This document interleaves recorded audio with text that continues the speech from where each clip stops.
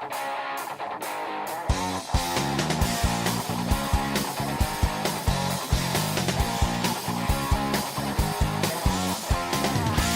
what happens. Welcome to Pod Potatoes.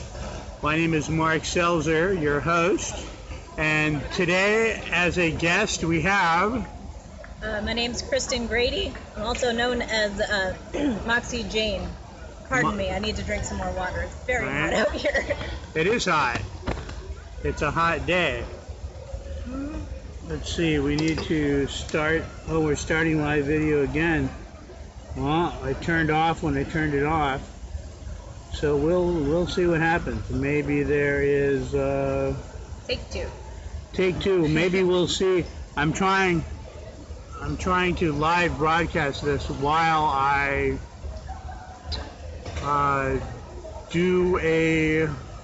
while I record it with the app. So I don't know if two things can work at once. We will see what happens.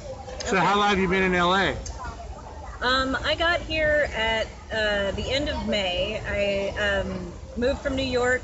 I came here to work on a movie with Dylan Brody, and I'm trying to figure out how to stay in this town.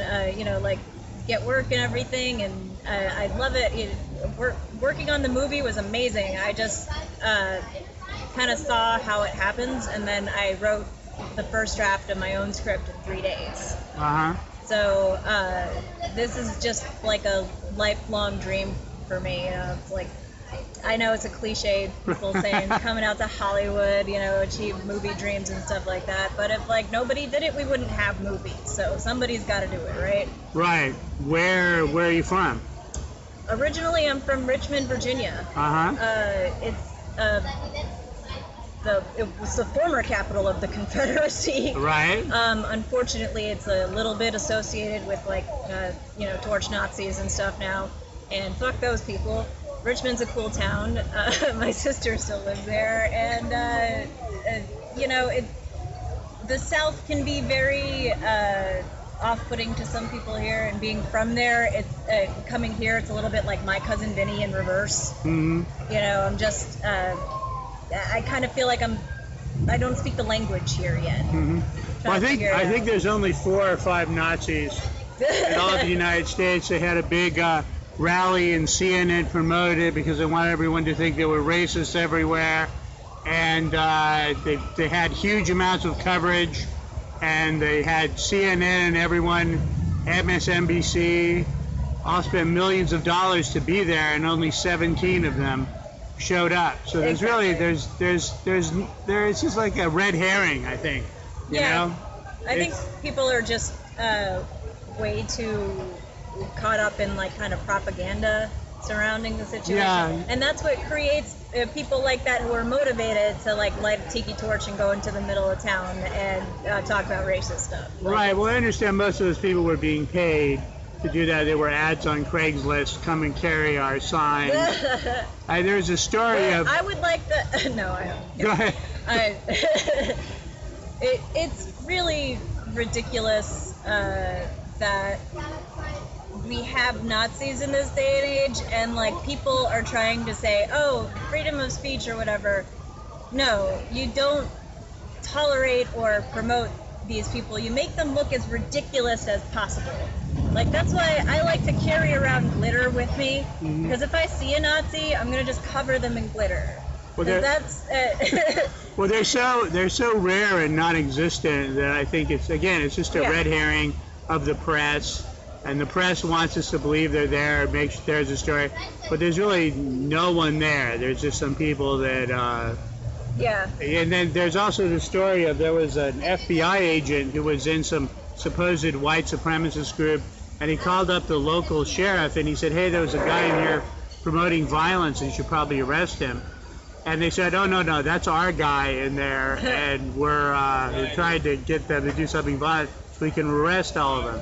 So it's like, I think if there were 17 of them in whole, and probably half of them were FBI agents spying on each other. So it's like, it just seems to me there's no such person. Although I used to hang out with a guy named Irv Rubin, who was he ran something called the Jewish Defense League, I'm not Jewish. I might be part Jewish, but I don't really know.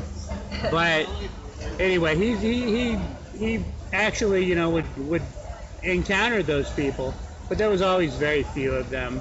Yeah. And well, like that was unfortunate that people. It wasn't. It's not as big of a thing now. If at the time that it happened, what was it, last year? Yeah, like they had this like big rally in Charlottesville, which is right outside of Richmond, where I grew up, and it just completely blew my mind, and it made me feel so sad for this generation that, you know, kids can be so skewed. I don't think they represent this generation or represent anyone. They're just a few outliers of people just who really like to be antagonistic and more not believe in it, just want to be antagonistic. I also heard that there was money being put into it. There were ads on Craigslist, come carry our sign. There's also reports of people getting off of a bus, and there were people supposedly wearing Klan t-shirts and then also Black Lives Matter t-shirts carrying signs. So maybe like whichever there were side. actors. There were actors both being hired to be there to bolster both sides, to put on a big show. Anything to get on television. Yeah, just a little bit of money. Just, you know, here, carry this sign. You know, no one's going to know who you are. But that also can just be somebody's idea of a joke to put up an ad like that, and then like nobody's actually getting we don't know, and we don't have any films of these buses, but there were lots of witnesses saying there were buses. They weren't city buses, they were chartered buses, and they were bringing people into the protest, and they were actors from both sides, and they were there to make it a bigger event for the press. So yeah, I think people can kind of just show up when they're bored and do something like that anyway. I don't know if it's true or if it's a conspiracy theory. Yeah, it's hard to believe, but you know, the press makes a big deal out of it. There's no group or faction like that of people out there that's of any significant size, and even within the group, I think they're just people that are there just to be an asshole, you know, just to be the worst asshole you can possibly be because they're angry about whatever, or they want attention. And I think they're there to try to make the Trump supporters look more rational or something. I think they're there to try to make the Trump supporters look bad. There were some Clinton emails of they'd hired people to go outside there, and there were people in Klan outfits outside of just how the Democrats campaigned, calling everyone racist, which I really hate. It really makes me dislike the Democrats, that you have to lie and like that about people and say that about people. I voted Democrat in the past, but it just makes me... Politicians lie. Yeah, I just saw Biden give a speech, and I thought, and everything was a complete lie. And I'm like, wow, he must be running for president. Would you lie that much? He must be running for president, you know. I'm a libertarian, so I'm pretty neutral. I don't have a dog in the fight between the Republicans and the Democrats. But I think the Democrats should just accept that they lost the election, you know? And that should be, and go, okay, we lost, and then try again in 4 years. Have a good candidate and appeal to a large number of people, you know? I don't think you're going to win an election by calling people names, which is what they did the last election. I'm like, that's just negativity, you know? What do you have to offer? You know, just saying the other people are bad people. Bernie Sanders, he was the candidate that I got behind, and then like after the whole DNC thing, I really lost faith in a lot of it, and I stopped honestly paying a lot of attention to it. And I know there are horrible things going on every day, and it feels like there's nothing I can do about it. You know, I can make art, I can write things, I can try to create some positive perspective in this world, but I don't understand politics enough, and I feel like I don't have the voice or the power to change anything, and that's what I'm working on every day. I'm just trying to, get folks to listen. Well, you know, there's one thing, I try to stay away from politics in my comedy. I mean, I make political jokes, but they're mostly dick and fart jokes because I'm just kind of discounting politics. And being a libertarian, I think they should have less power and be less influential in our lives. I think they should get paid less. They should get paid less. I think that they should give more money to schools, roads, hospitals. I know libertarians hate that kind of stuff, but well, no, you'd want to fund those things better, but without the government. I mean, if you have, it takes $33 for the IRS to collect $1 in taxes. So right away, and then most of it gets wasted, like as little as 15 cents on the dollar goes to charity, and the rest goes to bureaucracy. So it's kind of hard to help the poor. If I wanted to help the poor, I'll just give money to them directly. If I give it to the government, it's going to go all the way to Washington, D.C. or Sacramento in a leaky hose, and come all the way back in a leaky hose, you know? And it's just kind of a mess. I mean, there are private charities that have bad percentages as well, but I can decide not to give to those charities, but I can't not decide not to pay my taxes, or someone will come around with a gun and take me to jail. So exactly. I think that there's just way too much corporate greed and influence in politics in general, and it would be nice to see the Democrats step up with somebody who is going to challenge that system. We thought we had that with Obama, and the dude droned countries for every 10 minutes of his presidency. Like, there was some pretty bad stuff still feeding the war machine during the Obama years. He's not above that kind of criticism. There are good things that happen, and then there are still some terrible things that just didn't get fixed. I'd like to think that they can get fixed, but it's it's a matter of competing with this mentality of like rebelliousness for rebelliousness sake. It's like there are Trump supporters who feel like it almost feels like they've been mentally abused. You know, they have a really harsh addiction to this idea of a person rather than what they're actually doing. Does that make sense? I don't know, like I watched the Democrats, you're calling, and what Hillary was doing, calling everyone that voted for Trump racist. It's like, those are the people that voted for Obama the last 2 times, So it's like, it's a good way to make sure they never vote for you again, and it's really chasing people away. It chases me away, like, I like Jerry Brown. I've liked him in the past. As far as Democrats go, I've liked him in the past. But being a libertarian, and he said he's been a Democrat that leans libertarian, and that's good on certain issues.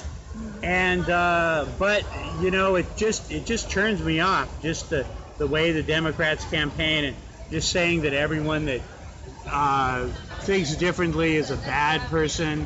And I just don't like that kind of rhetoric. It really turns me off. If the Democrats had a good candidate that I liked, I might vote for him. But I had a lot of hope for Obama with the war. He said he was going to get out of the war, and then he spent more money on the war than anyone had ever spent in the history of the world. Yeah. And it was like, oh man, And then Trump too. Trump said he was going to stop being the world's policeman, and we will see. And like when he pulled some troops out of Syria, and the Democrats attacked him for it. It's like the Democrats have become very pro-war, and it used to not be the case. But after Obama, and then any senator like Kucinich that was anti-war had their districts redrawn to try to get them out of there. Yeah. And so it was really a problem. They tried to, there's anti-war Republicans like Ron Paul. He had his district redrawn as well to try to get rid of him, and it didn't work. They redrew him into the coastal regions, which are Democrat-controlled in Texas, and they redrew his region, but he had been in there raising money for the ACLU for a long time in Texas, and he won very easily. They were unable to get rid of him until he just decided to retire. Yeah. So that was good. But, they got rid of Kucinich, and now we don't see Kucinich at all. And we would see him on Rachel Maddow, and they would call him, crazy, and talk to him like he was a nut. And I was like, man, there's a Democrat that I like, and they're treating him very badly, and they redo his district and got rid of him, which is a plot like inside the Democratic Party. So it's like, where do you go? What do you do? I just vote Libertarian. I'm glad that we switched from Democrat to Republican because I don't want you want them to switch power, because that keeps them from having too much power. I think that power is the problem. I think that the two-party system is the big problem. Mm-hmm. But yeah, there really are some folks who just do not care about the lives of other people. It feels like a very kind of tribal mentality. Mm-hmm. And I think we all need to realize that the human race is part of the same tribe, and we should be supporting each other. We should be trying to evolve. Mm-hmm. Well,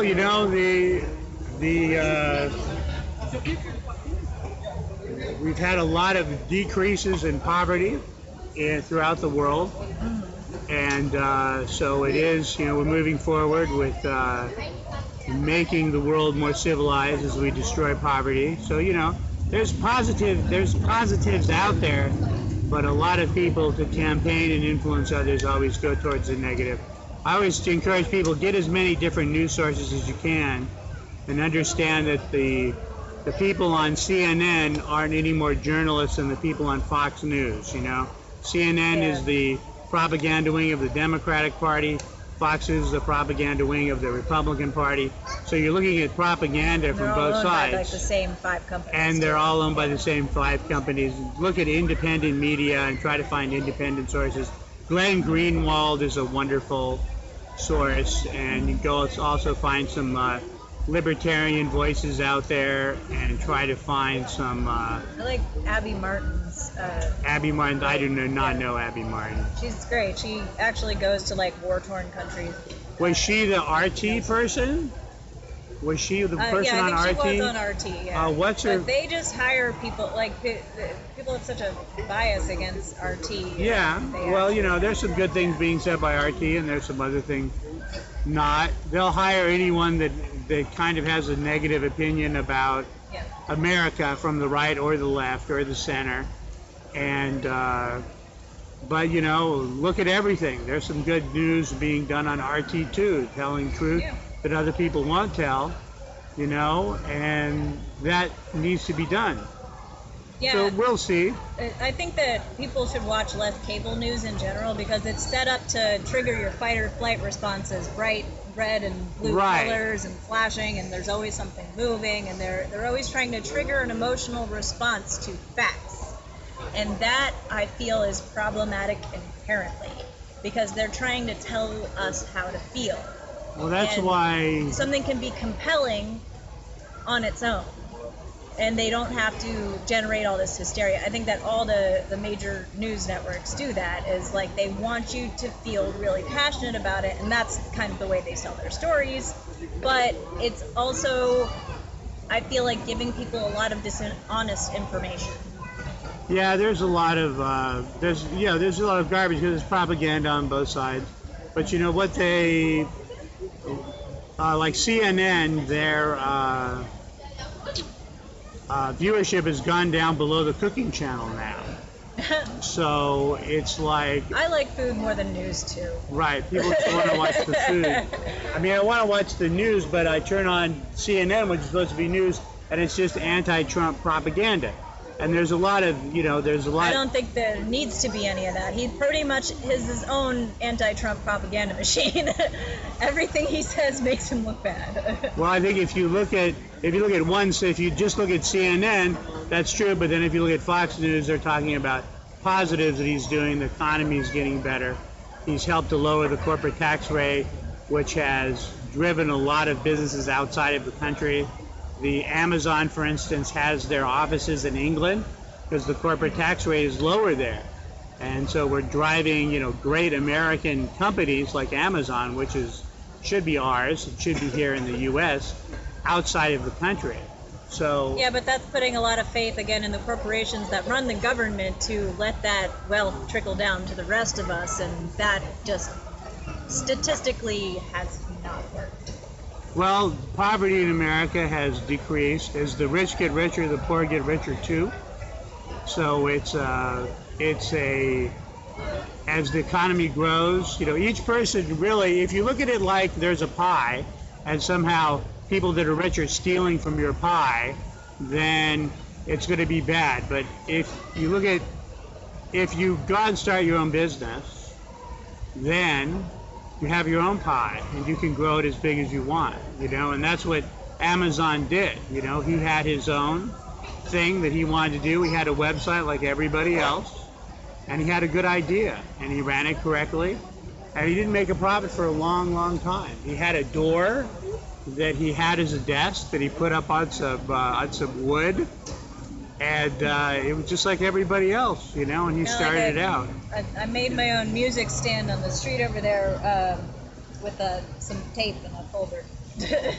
Yeah, well, you know, you could make your own music empire. You know, if something that you sell sells millions of copies, and then you're a big corporation, would you be bad? I don't think that happens that much anymore. I don't think might. people sell millions of copies of anything, do they? It might.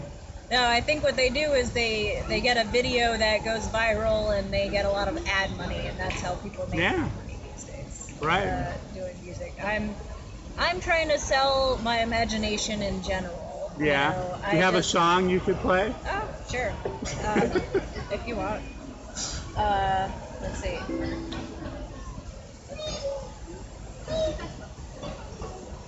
I'm not very good at ukulele. I try. I've been playing it on the street for a couple of days now just to get out there with the people and practice, but also to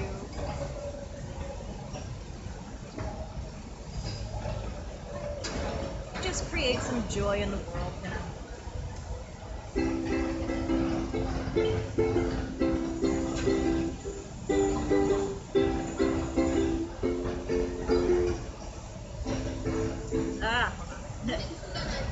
I don't have it on the right page. I'm sorry. This is taking forever because I don't know how to work my. All right, I got it. I don't care if Monday's blue, Tuesday's gray, and Wednesday too. Thursday, I don't care about you. It's Friday, I'm in love. Monday, you can fall apart. Tuesday, Wednesday, break my heart. Thursday doesn't even start. It's Friday, I'm in love. I have to scroll. Hold on. Saturday, wait. Sunday always comes too late, but Friday never hesitates. I don't care if Monday's black. Tuesday, Wednesday, heart attack. Thursday, never looking back. It's Friday, I'm in love.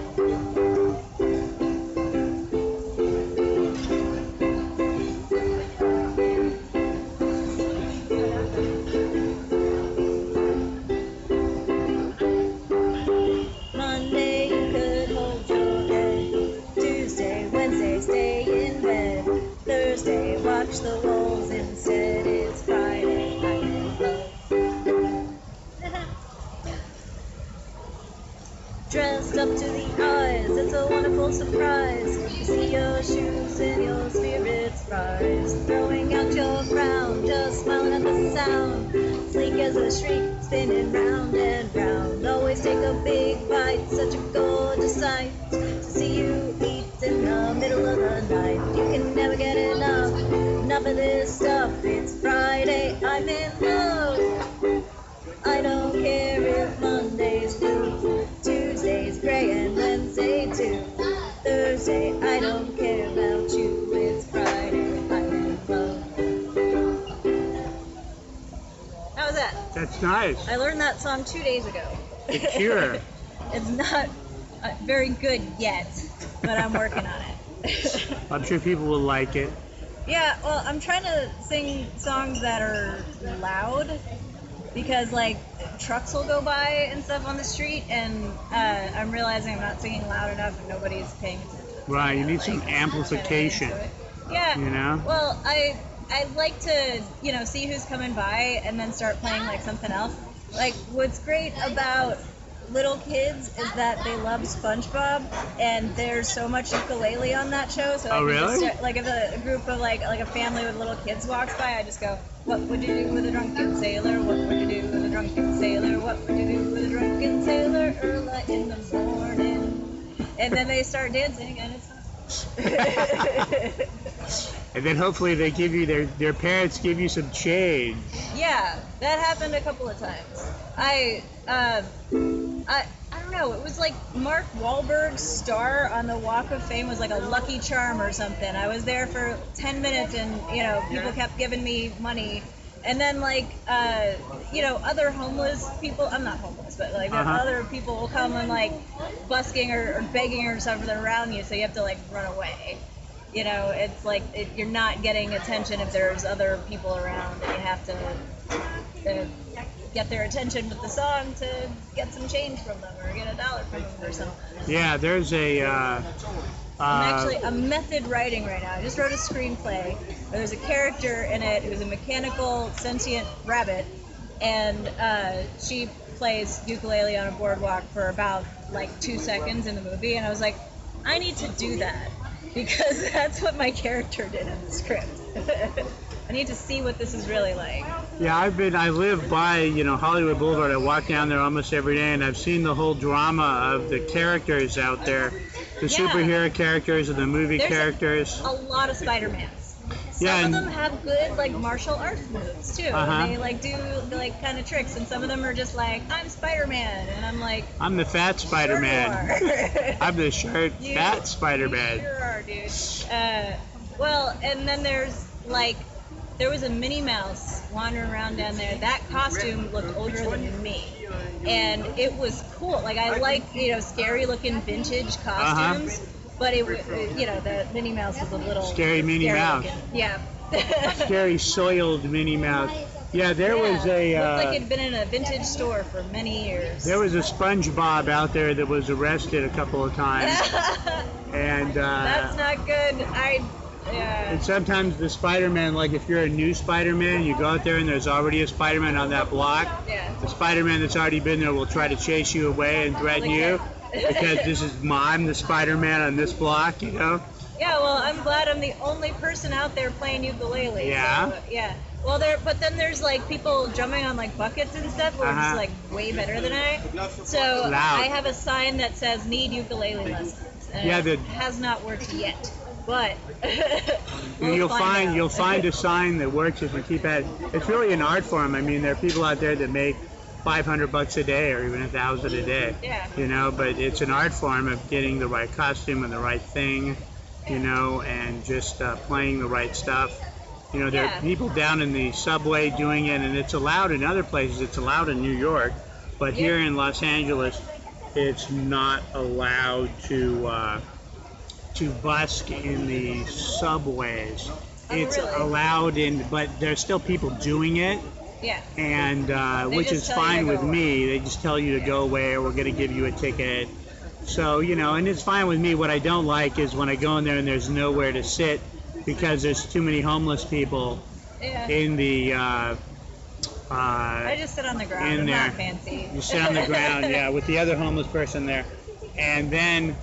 Well, I think that I try to stand when I do. Like, I don't have like a strap or anything. I just hold it. Right. I try to project and actually perform the song like it's supposed to. You could try the subway. You could try that. You could try it, see what happens. If they chase you out of there, they chase you out of there. But I think it should be allowed. I think the subway costs like $1 million a foot. Oh, wow. And so it's like a homeless shelter that's cost $1 billion a foot. But I think what they should have done to offset the cost is make each stop could be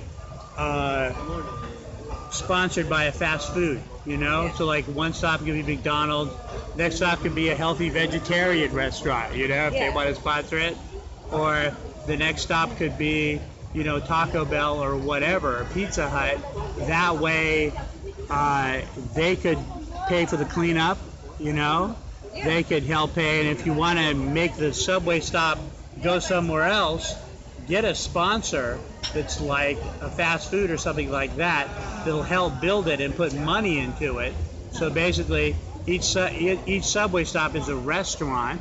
You know, it could be Dave and Buster's, or it could be Jeez, I don't need all that Disneyland. temptation in this town. You know, like people. You can get a salad at McDonald's. Two things are illegal in this town. Nobody is allowed to eat, and no one is allowed to read. Yeah. I've gotten dirty looks for both of those things. Eating and reading? Yes. In Japan, I used to walk around, I would buy these peaches. There would be these wonderful peaches, and they were super ripe, and they were in these little padded, like, things that looked almost like lingerie. Yeah. And I would buy the peaches, and I'd walk around and eat them, and people would look at me because I guess walking and eating in Japan is considered rude. Oh, really? Yeah. Oh. So it was like, you know, I'm a rude American, so I'll go around being rude, eating my peach, walking around, and the people would consider it very rude. But I would do it anyway because I lived off of peaches when I was in Japan, because they would sell them when they were super ripe. They would sell them really cheap, and that's when I would want to eat them. Yeah. But you know, in LA, there's kind of rules, and there isn't. Everyone's angry in LA now. I think the population of LA is more angry. I think. Maybe they need to eat something, right? Yeah. They're hangry. They're hangry. There's a term for that right. on the internet. The people in the Midwest and Texas, they're not as angry because they eat all the time. Exactly. They say if you move to Texas, what's going to happen is you're going to get fat because the food's really good. Or you move anywhere in the South, they warning is like, you know, watch out. Alabama. I was watching a thing like 10 reasons not to move to Alabama. They say, oh, the barbecue is really good. You're going to get fat if you move there. You know, the food everywhere is really good, you know. And lots of fried things on a stick. Lots of fried things on a stick. Barbecued things on a stick. Yep. So, you know, it's there's different cultures everywhere. I hope to get on the road and get out and see more of it. But I like it. I used to fly around a little bit when I was an official in the Libertarian Party and go to different states, but not so much anymore. Once I got flown to Alaska to do comedy, that was fun. That's a whole different culture. Yeah. It's very much like a small town up there, you know? Yeah. It is, and it's very, very different. I guess a lot of Filipinos have moved to Alaska. There's a huge Filipino population in Alaska. And so, you know, but it was an interesting thing. I'm still friends with some of the people when I went to Alaska. And I'm bringing a guy out. The guy that brought me out there is a promoter up there named Kelly Lee Williams, and he brought me up to Alaska. And then he's in Chicago now, and I'm bringing him out. He's coming out here to be on my show in Hollywood, which is Wednesday. You feel free to come by. I haven't seen your comedy, but I need put to you up there, get throw back you up into there. it. I used to do more stand-up comedy when I was in New York, and I've been so focused on like getting scripts written and trying to, you know, like build up the package I can give to people and say, hey, Right. can you represent me or something? Can I sell this to you? I'm a really good writer, and I would love to be able to live off of writing. Mitch Hedberg has a joke where he says, I wrote a script and I showed it to some people and they said that I needed to rewrite it. But I said, you know, I don't think I want to rewrite it. I think I'll just make a copy. Yeah. Well, and the other part to that joke is they're like, oh, good script. Can you act? And he's like, what if I was a chef? What if I was a chef? And I'm spent my whole life being a really good chef. Would you say, can you farm? Can you farm, right. Can you grow? Can you grow this food? Right, I can't that's... act, actually. I do, you know, people don't want you to do more than one thing either. They kind of want you to be like a one thing person. And I'm taking this writing class, and it's great, and I like learning about how to, you know, learn the TV show formula. And it seems like there's a lot of actors who are just doing writing until their acting career takes off, and I feel like I'm doing the opposite.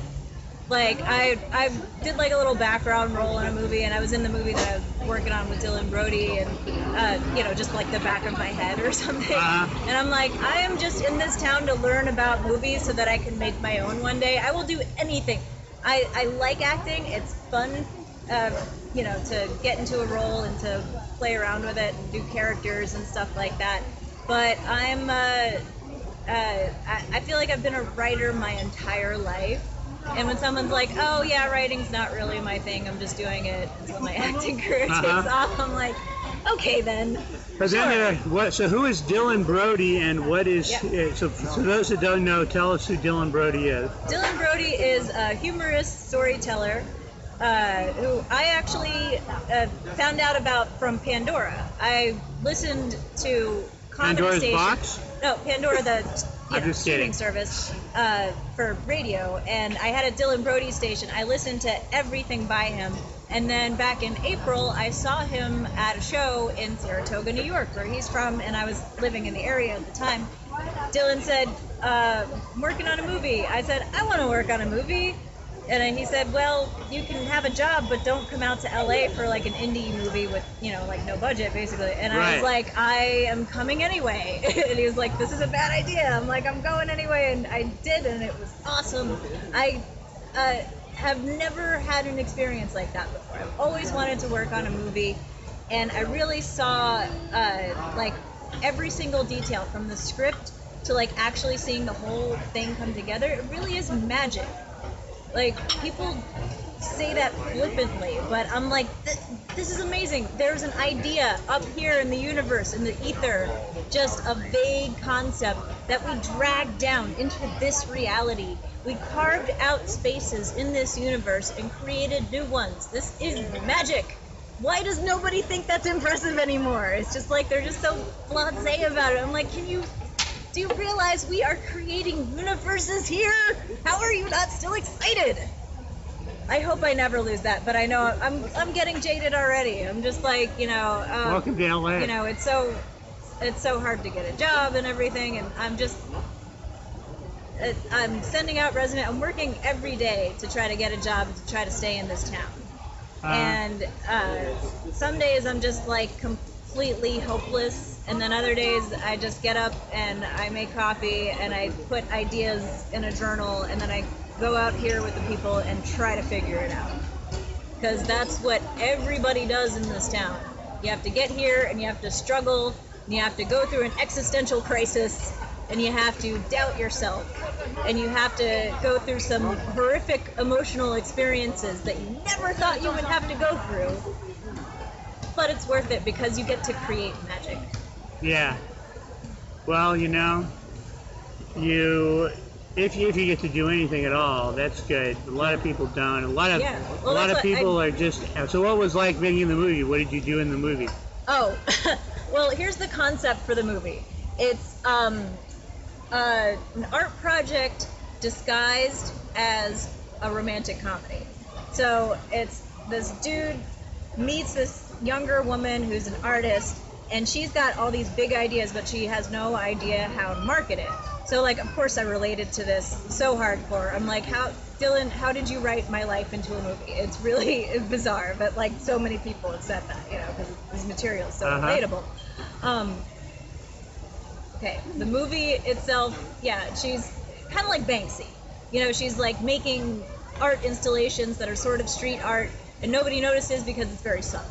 So she puts up these signs that say Sundays only in red, and puts it over parking signs that have a calendar, but there's no spaces in red. So it's like you're staring at the sign like, when am I going to be able to park here?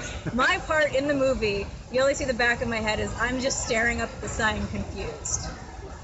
And I was like, this is the first time I'm going to be like on a big screen. It's just the back of my head. And it was so thrilling for me. And like, it's not like I had to like prepare for it. It's not like I had a line or anything. They were just like, oh, just stand here. And before I knew it, I was in the movie, you know? And then the sound guy, Ken Priest, he said, oh, there's another movie filming at this coffee shop. Go there. So I did, and I thought that they, needed like another PA or something like that. That's kind of what I was doing on Dylan's movie, just like helping out with everything. But then they were like, oh, we have enough PAs. Do you want to be a background actor? I was like, sure. And they're like, okay, you're a couple with that guy. And I said, all right, we're in a fight.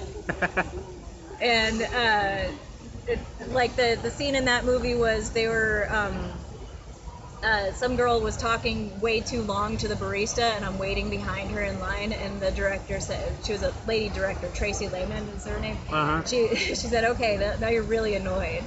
And I'm like, okay, I've been preparing for this role my whole life. Right. I've been annoyed my whole life. Yeah. And it was fun just to, be in this moment and create this scene and everything. Again, it's from every aspect, it's magic. From being a PA on a movie set, it's magic. From being a background actor to like writing my own script, I'm like, this is still just words on a paper right now, but this could be like the next Avatar. It could be a $1 billion movie one day. You could film it on your iPhone. Yeah, I'm gonna need a bigger budget than that. I'm trying to get a hold of the right people to make it into a real thing. You could film it on your iPhone first as a demo movie, and then use that to get investors to get a bigger budget. Well, to get real actors. I made a pitch video with stuffed animals because it's about like sentient toys. Because those movies sell really well. There's a lot of them. And I love the characters because I put so much of myself into it.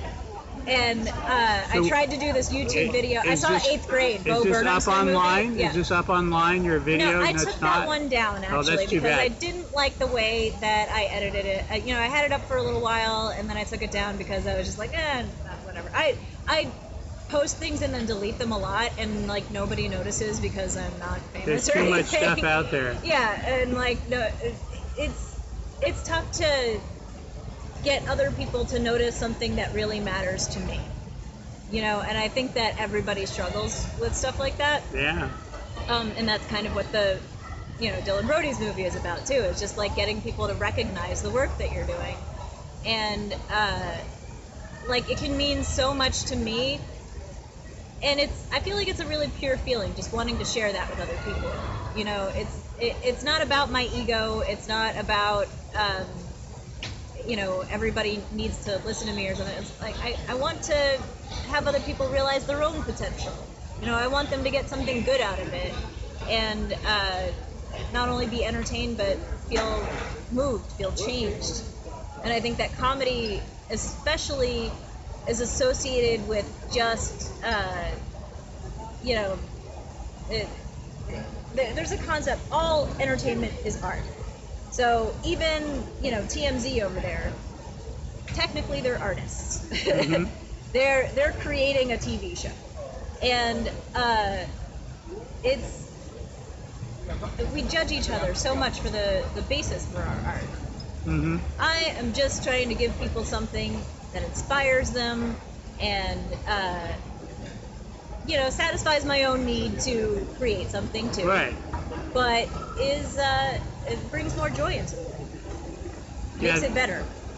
There's a lot of, that's how when I was first starting to do comedy, I was like, well, I don't want to be one of those wannabes in LA, because everyone you meet in LA is a wannabe. Literally they're a wannabe. Every person, yeah. They're a wannabe script writer. Totally. They're a wannabe comedian, a wannabe actor, a wannabe musician, a wannabe this or a wannabe that. And it's like, man, I've met those people and been around them my whole life, and I always hated that, And I'm like, well, I've always been an artist, and as an artist, you just go out and you create because you desire to, and it doesn't really matter whether 10 people or 10,000 see your painting or whatever. You're just going to do it anyway because you're an artist. So I just thought, well, I'll do comedy kind of like that because I'm a performance artist who's doing comedy. So I want to explore this and bring in the stagecraft of comedians into my performance art. And I'm like, okay, I'm just going to do this as an artist. And I need to do that. I'm doing my podcast. and I do comedy, and a lot of other people want to be an actor. A lot of comedians want to be actors, and they're just out there doing comedy, waiting for their acting career to take off. A lot of comedians are amazing, like dramatic actors too. I think that you have to learn how to make people laugh before you make them cry. It's a very underrated art form. It is the most intense and personal performance art I ever attempted in my life. It's nothing is more terrifying than just standing in front of people with a microphone, telling them words that you wrote, and trying to get them to laugh. It is just the purest form of humans trying to communicate with each other in this capacity. But it's I get scared in the morning when I wake up, when I have a show at night, especially if I'm going to get paid. Because when I wake up in the morning, the part of my brain that does comedy isn't awake yet. Yeah. And I'm like, oh my God, I have to go somewhere tonight and make a room full of strangers laugh. Yeah. And I'm like, I don't know how to do that. And then I get scared, But then that part of my brain kind of wakes up. Sometimes it doesn't wake up until I stand on the stage.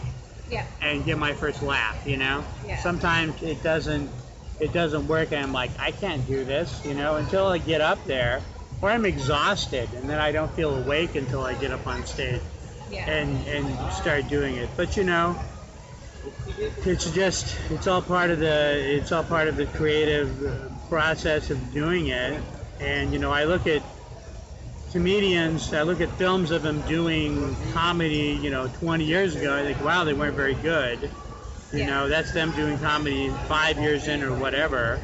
And then I look at them after they've been doing it for 10 years or 20 years or 30 years. I'm like, okay, now they're really good.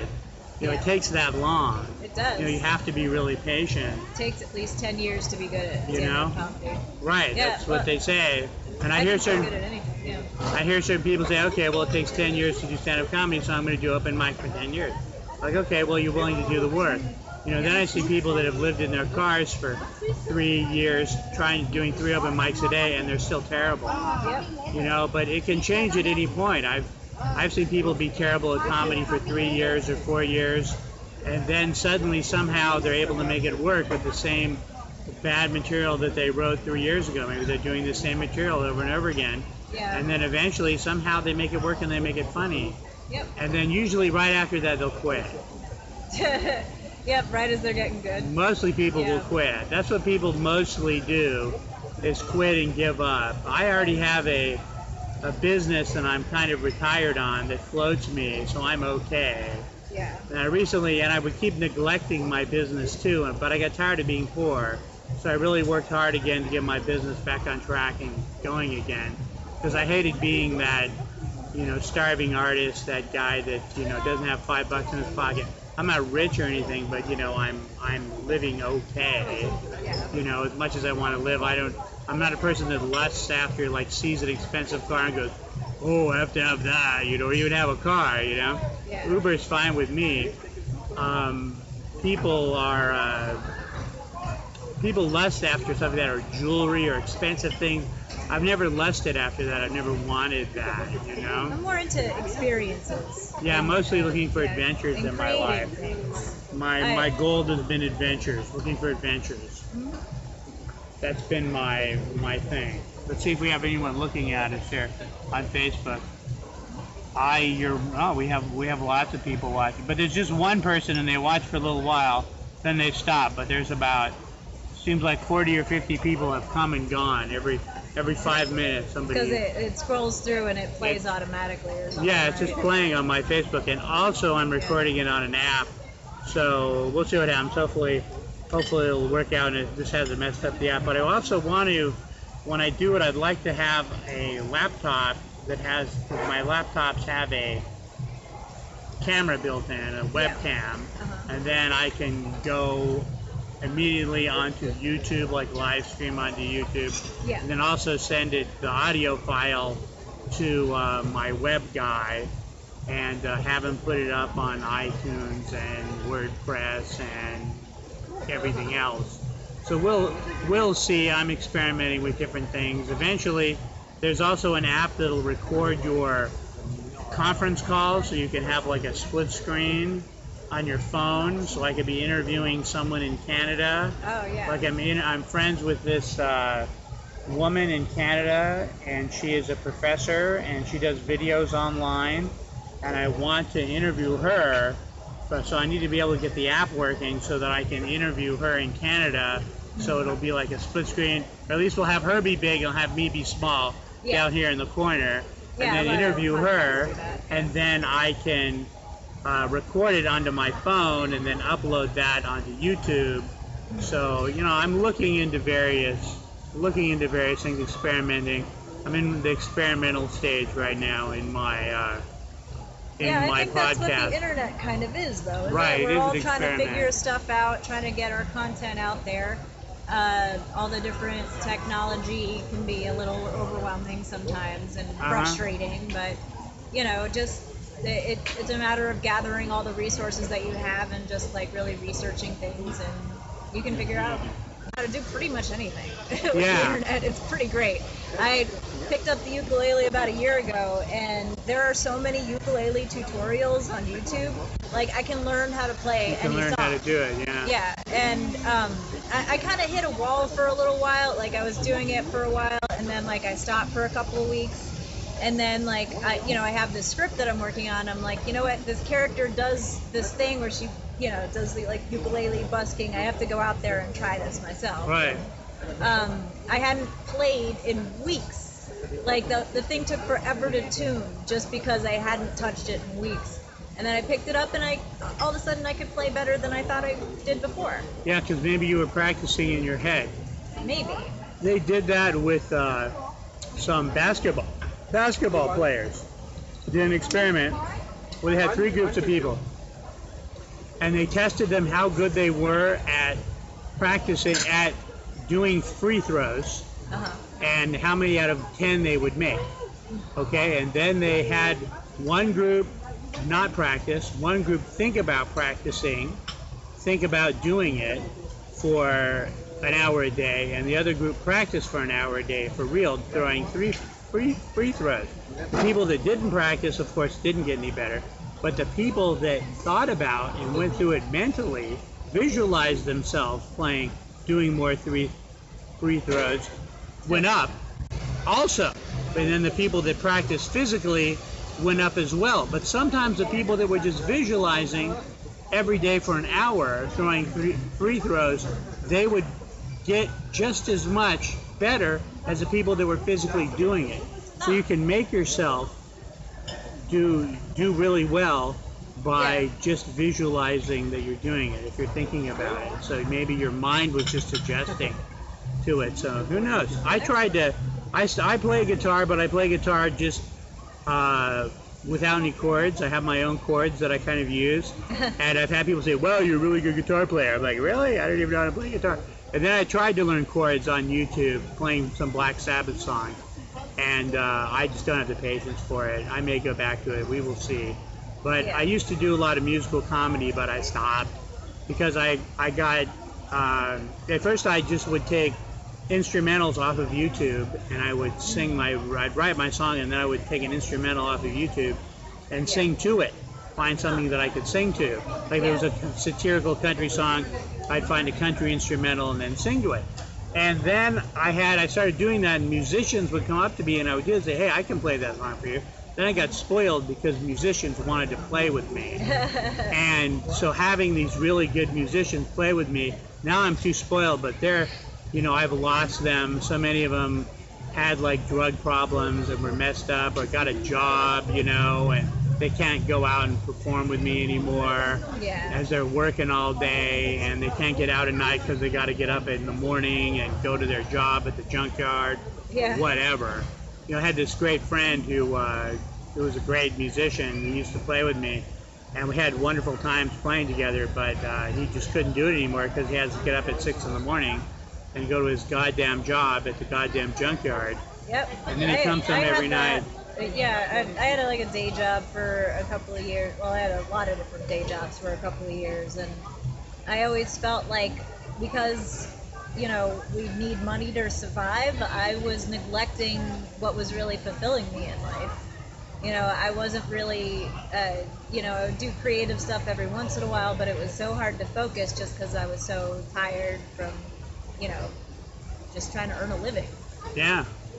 It's really a sad system that we have. I would love it if we lived in Star Trek times, evolved past the need for capitalism. Once we have some sort of matter synthesis machine, then we don't need well, the only way we're going to develop that is through capitalism. When capitalism succeeds in making so much stuff that it's all just done by machines, and everything that we need is produced by machines and artificially. Then we can go explore space. Then we can go out and explore space, but unfortunately there's probably no aliens there.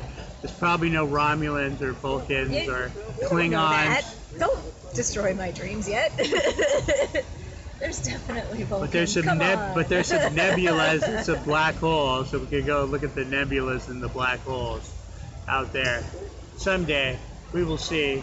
But you know, as long as nobody tries to send a computer named Hal with me, then I think I'll be all right. The computers will take over, right? I watched 2001: A Space Odyssey on the flight on the way to LA, and I fell asleep, and then I woke up right at the part where he gets released from the airlock without his helmet on, you know, and I was like, oh my god, this is what I'm doing. I feel like I'm going, you know, like out, you know, it's like tightrope without a net, you know. There's, it's not that I don't have people in my life who would, you know, help me if the, you know, things really went bad, but I feel like you really need to take risks. You need to, because like it doesn't seem like a good idea for somebody to quit their job and follow their dream, but I have not regretted that decision for a single second, even though it's been tough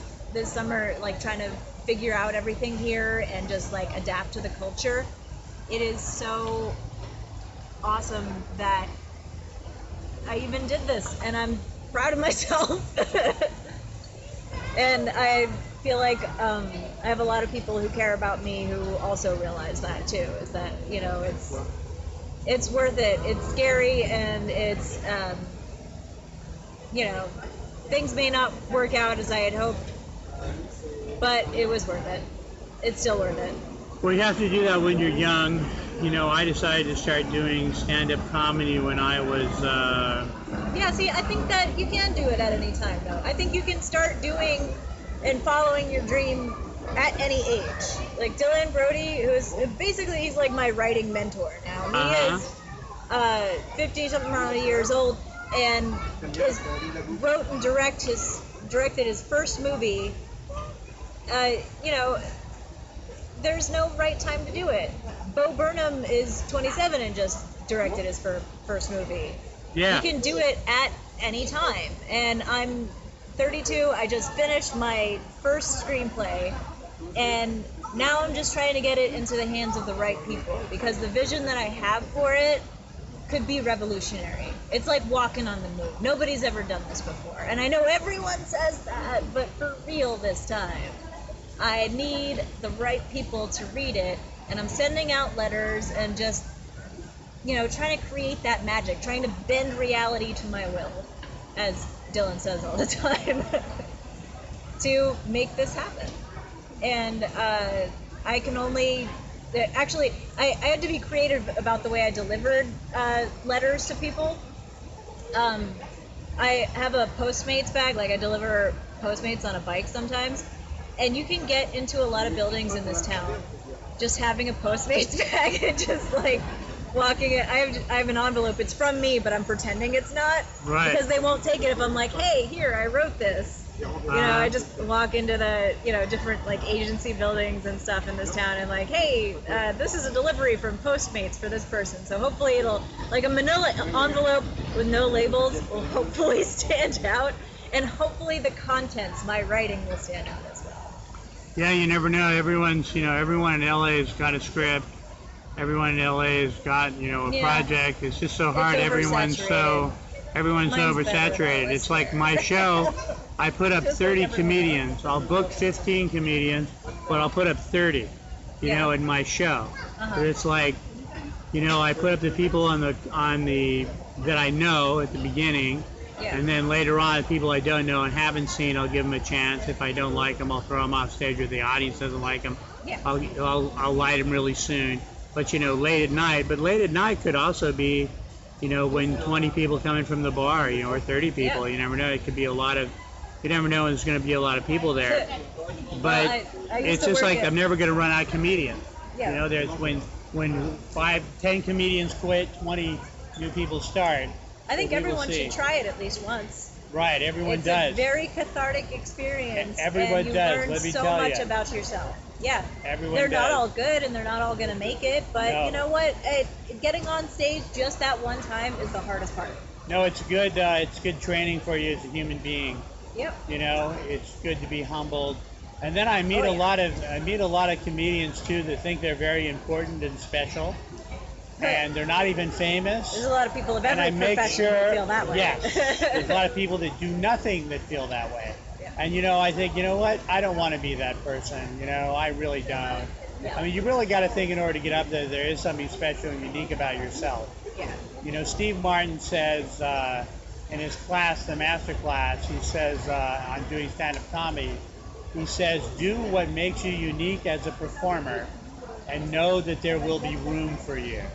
And I like that a lot, but I deal with comics, I deal with big egos, and I do not want to be that person. And I make sure that I don't. I make sure I have confidence in myself and in my art, and that I know that I'm doing art. Yeah. And this is my art, and this is what I'm doing, and if you don't like it, oh well, I think being a comic, you have to listen to people tell you suck, no matter what. Oh yeah. Because it's like part of it. Even Louis C.K. he talks about how he was trying to recruit someone for his TV show he was filming, and I think it was not Joe Pesci, some other famous actor. Yeah, Joe Pesci. And Joe Pesci was saying, I looked at some of your stand-up comedy. He didn't think he was a good stand-up comic at all, and Louis C.K. is considered the best stand-up comic in the world. Yeah, so it's kind of like... I heard that story, though, and it was that Joe Pesci didn't want to be in the I think that was for Horace and Pete, He didn't want to be in the movie, right, Horace and Pete, But at first he did, he worked with him for a really long time. And he was like, just at the end, he was like, no, I don't really want to do this, but, here's all this perspective, and, we actually helped him with it a lot. And did you see Horace and Pete? It was I've great. Seen almost all of it. Alan Alda played the part that Joe I liked Pesci Alan was Alda in it. Both of Joe Pesci would have been great, but Alan Alda was amazing. I'd like to see Alan Alda stretch like that. I'd like to see Alan Alda be like on the next Star Trek as the captain of the Enterprise. Just really. Do something that's completely out. A black captain. We're getting a black James Bond. Right. That'd be fun. They could have Denzel Washington play James Bond. I think he can handle the role. I think that would be really good. The next one, I think. And maybe there's another black actor that could play him. And then there's Alan also played a serial killer once in a movie. And at the end of the movie, he's chasing people around with a meat hook and stuff. And what movie is that? I forget. You can look it up. Yeah, I forget what it is, but that sounds interesting. I like to see him stretch. I really do, because he's always been one of my favorites. Because I grew up watching MASH. Yeah. And it's I still love that show. Binge watch that. Because as a TV writer, everybody said, "Oh, MASH is such a great series," and my mom loved it. I remember watching it You can watch it on YouTube. You can watch it on YouTube. Not all of them are up there, but if you really get into it, you can watch probably. You can get DVDs of it or something like that. Yeah. I don't think they have it on Netflix or anything like that, but eventually all the old TV shows will be online, and you can watch them. There are people putting all the old movies online that are public domain, and some that aren't, so people can watch them, because it's and the silent films, and sometimes the silent films get taken down by people who claim they have copyrights on them. Who's going to watch those things if they're not up on YouTube? They Somebody need to be out there. Everything, It's just kind of sad. No one's going to listen to it. or watch it, it's just kind of gone and dead, and there's a few copies of it sitting around in a vault somewhere, and no one sees it. That's too bad. Well, my day job, I used to take old movie posters and restore them for like on demand. You know how like on a cable box, like there's like an image for it. Right. And I loved that actually. It was like as far as a day job goes, it was awesome because I felt so good restoring this artwork. Like right. Bringing it back, preserving it. Yeah, for like a really cool old movie, like It Happened One Night or Some Like It Hot. I worked on that one for like hours to make it perfect and everything. And it was so meaningful to me because like, you know, maybe nobody will ever watch this. Maybe nobody's gonna, you know, click on demand and watch, you know, the original 1930s version of Freaks or something like that. Right. And they're certainly not going to take the time to stand there, to sit there and appreciate the time that I put into the poster. But it still felt good to me that person's artwork wasn't lost. Right. You know, and the people are watching, you know, Freaks, all the old Todd Browning movies, and trying to figure out who Todd Browning was. He was such a weird... He's the director of Dracula. Dracula and Freaks. Yeah, and, he grew up with a circus, actually. That's what Freaks is based on, because he wanted the freaks to be the heroes. Right. Yeah. And they were, and there was real, you know, you're not supposed to call them freaks. You're not supposed to call them freaks anymore. They're folks with disabilities. Differently abled people. Yeah, but it's so cool because it's a movie about embracing differences rather than making people feel bad or evil for them, you know? Yeah. And that was very revolutionary for the time. Well, you know, he's such an interesting character. If anyone is listening to this, get out there and look up Todd Browning and see who he was. He was cool guy. Quite a character, you know, and very influential. Yeah. You know, in cinema and in just the way things are looked at and done, you know. Yeah. I love old horror movies. I need to do a podcast just about old horror movies. Or with just someone the else. Original Twilight Zone series. Twilight Zone, wonderful. I love every episode, but I cannot binge watch the old Twilight Zone. I find myself just getting into just these like existential states, and it's too philosophical. It's too much of a He was such a mind brilliant fuck. writer. I mean, he was Very so prolific too. and incredibly prolific. And they were all written by one guy. For those who don't know, they were all written by Rod Sterling. Sterling. I spelled his name wrong once. It's not Sterling like Sterling said. And this was in the 1950s. What a bunch of interesting ideas to have on mainstream television, and there's a huge audience for it, of people that want to think and look at things differently. Yeah. Same with the Twilight Zone. You know, that was the only way. You know, in America, we didn't have art films. We had horror movies. If it was going to be an art film, it had to be a horror movie. If it was going to have a different perspective, it had to be a horror movie. Everything was okay in the horror movie, but we didn't have art films.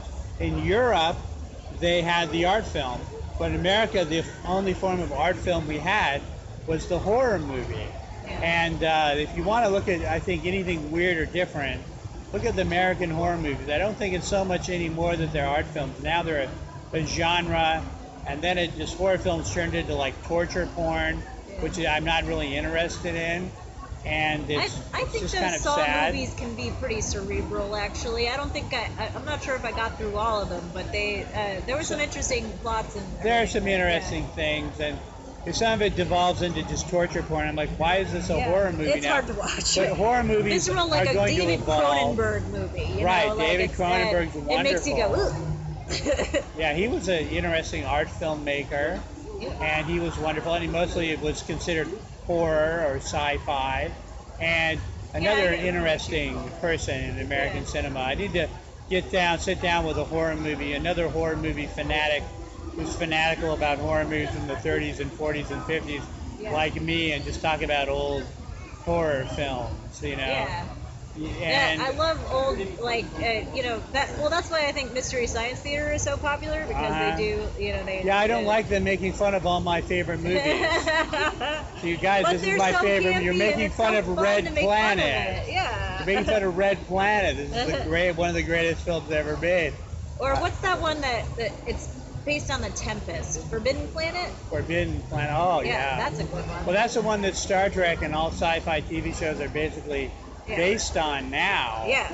Is that. In fact, they just recently rebooted again Lost in Space on Netflix, and it's not too bad. It's kind of silly. It's like written for some. It's like seems like it's written for kids.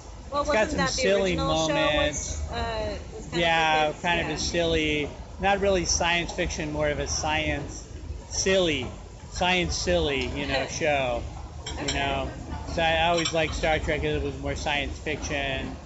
And, yeah, I've been watching the original Star Trek series recently. Yeah, it's wonderful. It's really good, and it's really well done. I like the old costumes and sets and everything, and the very rich like Kodachrome colors. That was amazing that it even got done at all, and you know, it was weird too because they canceled it, and then it became the most popular thing on television all through the 70s. You know, it's like, are you idiots? You're canceling the show. It really taught everyone a lesson with science fiction. You know, there is something out there, and you can make this work. You know. But the last they had, I bought. I'm a huge Star Trek fan, and I bought the CBS or something like that, CBS Go, or whatever it is, or is it NBC Go? I don't even know. Just so I could see the new Star Trek. And I liked it at first, and then I just got bogged down in it. Have you seen I'll wait till it comes. I like the Orville. I need to watch the rest of the Orville. Did that even make to a second season? Yeah, the second season's coming out in December. I'm gonna have to watch. I love Seth MacFarlane. You know, did you see that? Really? Did you see that? Did you see that one episode of where it was kind of Star Trek, but it was in an anthology series, and they had this kind of a guy working in a computer tech that had a fantasy world of people, and he trapped these people into his fantasy world, and it was kind of a Star Trek ripoff. It was very strange. Oh man, what was it called? Now I forget it. But they need to make a series that's just out of that one episode, but it was just one episode of this horror kind of anthology series. And I hope they make a series out of it. I don't know if they ever will. Now I wish I could remember what it was called, but I can't. But I loved all the Star Treks. The first one, the reboot with what's his face, with Picard. I guess they're bringing back Picard for a new Star Trek series, and that's good. He's a great actor. Yeah. I don't think it's a good thing to. I don't think it's a dead idea like a lot of people think. I just hope that it doesn't take away from him being on American Dad, because I love. I've never seen him on American Dad. I've never seen that show. I love all of Seth MacFarlane's shows. I think American Dad, now that it's on, I think it's TBS, is like so much sillier because they get away with a little bit more and not being like. I didn't know that. What is the show about? What is that? Stan's a CIA guy, and it's kind of like Family Guy, except it's, you know, like they live in Virginia, and he works for the CIA, and they have an alien. Oh, is it a cartoon? Fish. Oh, it's a cartoon. Yeah. Oh, okay. I love cartoons. Are my favorite TV shows. Right. I want to write cartoons. Actually, my script has animated element to it, and I'm actually working on a kind of a kids show too about a koala. Like, I grew up on a lot of those Nickelodeon shows like Rocko's Modern Life, and I still like SpongeBob. I'm in my 30s, and it's a good show, okay? I would love to be a Nickelodeon writer. I would be really good at it. I'd love to be any kind of animation writer. Any one of Seth MacFarlane shows I would be a great writer on. Any kind of, like The Simpsons or South Park. So I love all of them. They're...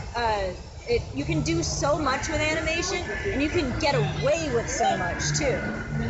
Like the other day, I was thinking, what if I did a show that like kind of sent up the whole agent system in this town? You know, it's like because they're making more money off of anybody. What if somebody kind of like infiltrated, and they were like, you know, trying to change the system from the inside?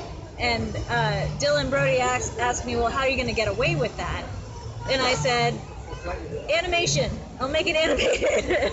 Let's move, because I don't know if they're going to continue to do that out there. Yeah, they are. Let's move to another spot, or maybe we'll give up. I don't even know. We could give up, Yeah. or we can move somewhere else. All right. Up to you. Up to me. Let's just walk this way. All right.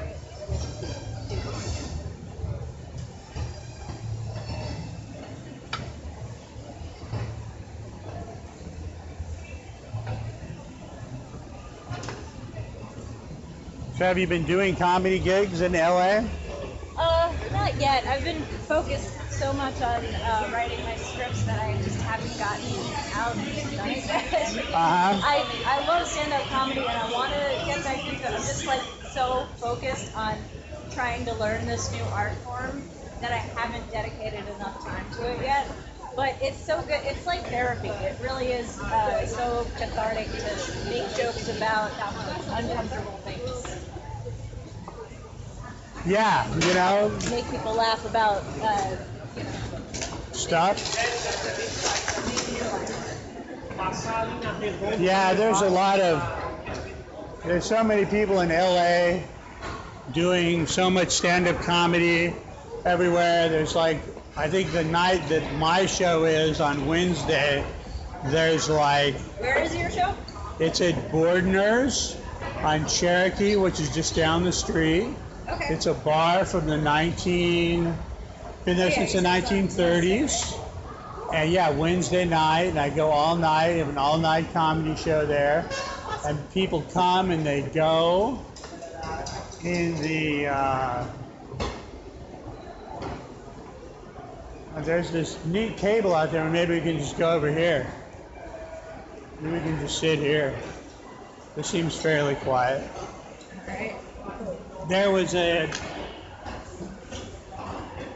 it's a wonderful bar. It's been there since 1930. It's very luxurious, beautiful bar. In the back they have a wonderful, wonderful stage. And I was on a disastrous date with a Ukrainian alcoholic. And I went out into the back of this bar. And I'd been out there before and I just thought, man, this is empty. There's this beautiful empty stage. We need to fill this up with comedians every Wednesday. And they responded to me. They went for the idea also. So I'm putting on a show there, and I try to, my taste is toward the alternative comedy. And I try to bring up every kind of comedian as I can, but also to lean towards the weird and the strange and the bizarre. In fact, sometimes I'll even book poets to come and go in between the comics. And I like to bring in musical comedians also. But it's just it's a wonderful stage. You just have to fill it full of people. You have to fill the place up full of people. For a while, though, I had the comedians chasing off the audience, which sucked. Because they would sit through, there would be these regulars who would come to my show, and they were very, very happy, either that there was comedy, but they would sit through, 10 or 20 comics, and they would talk during one comic that sucked, and that comedian would start yelling at them, and they would never come back. So now I have to put these warnings to the comedians on my show, on the list, beforehand. Hey, no yelling at the audience members, because they're talking during your set. Try being it's funny. Tough. Yeah, it's tough to deal with hecklers, and it takes a really skilled performer to put them in their place. Yeah, you just have to perform the material through them. You have to go to a place like Marty's where everyone's going to disrespect you and talk during your set and come in and out of the room while you're trying to perform until you're ready to just be able to do your material no matter what's happening in the room. You have to learn how to plow through and get people's attention. Often as the host, the comedian that was just up there will lose the audience, so I'll have to go back up there and tell some jokes and be funny and get everyone's eyes back onto the audience again before I bring up the next comedian. Yeah, I've definitely bombed and felt bad for the host afterwards. Right, yeah, no, that's why the host is there. What do you do? You just be like, sorry, I thought I was funnier, and then you just walk away. Sorry, I thought it was funny. Yeah. I try to see people... My mistake, I'll go cut myself out. I try to see people before I put them up there. But I give everyone a chance, because I remember when no one would give me a chance when I for a start, and still a lot of people won't give me a chance. Yeah. And that's the way that it is, and there's so many comics. Take chances. Right. Life, And, I'm competing with the cool kids, Yeah. I've never been one of the cool kids. Yep, me And neither. a lot of the people that are out there doing comedy, they've always been one of the cool kids, and I've never been one of the cool kids. Yeah. But in comedy, often the people that aren't cool kids will get to the front of the line, and that's good. Being a weirdo, as I am, helps sometimes to be a comic in the comedy world. So, we'll see. I'm going to continue to do it until I can stop, which is what people tell me, should I quit doing comedy? I tell them, if you can, you should stop. Yeah, I think it's only the everybody should people quit that can't stop. at least once. Because, you need to see if you can miss it. Right. Only the people that can't stop are the people that succeed. If you cannot stop doing this, you might be able to succeed, It's tough to get that perspective. And it's tough to listen to other people, too.